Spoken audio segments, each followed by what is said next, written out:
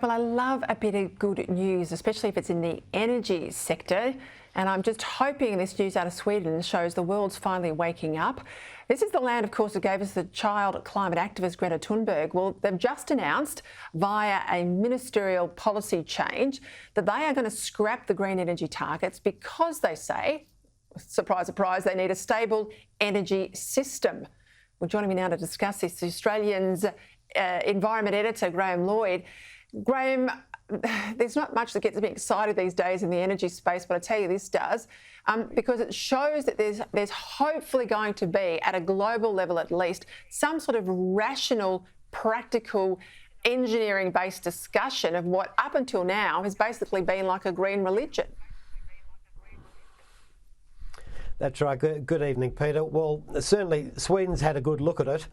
They set a 100% target for renewable energy, and they've now decided, well, look, that's just not going to happen. It really is a vote for nuclear that will be an emissions-free source of power to top it up, because there's a number of things happening in this space. One, intermittency, as we know, is a problem, but also we're starting to see the limits to what can be done with renewables in terms of reliability and supply. Siemens, the world's sort of big producer of wind turbines, share price fell by 30% last week when investors really woke up to what's happening in the wind business, and that is breakdowns are a lot more serious than they were thinking. Costs are rising. They're not as efficient. So this is an indication as to how difficult things are becoming.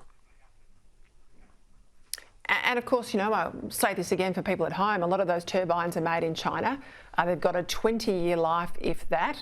They're a blight on the landscape.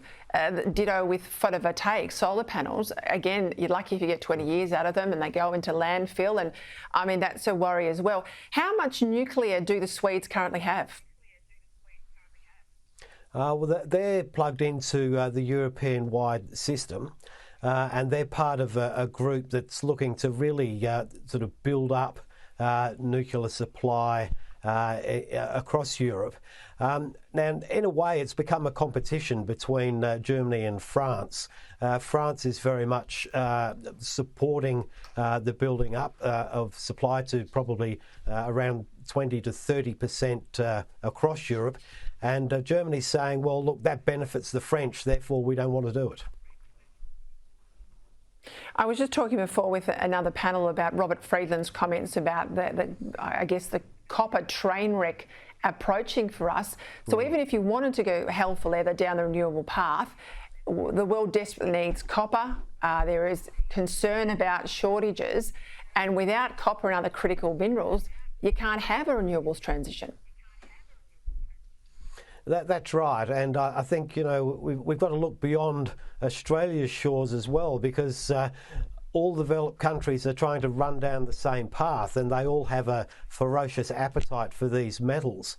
And the calculations have been done that the supply physically doesn't exist. I think there are people that are looking in the deep oceans and other places to try and extend it.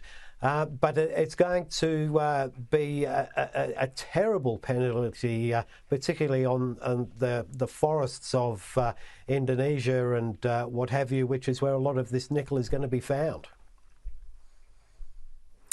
And of course, we saw that Energy Institute data, and I mentioned at the top of the show that last year we still had 82% of our global energy come from fossil fuels. No surprise to you and I, but I think it's a surprise for some in Canberra. Graham, Lloyd, thank you as always for your time.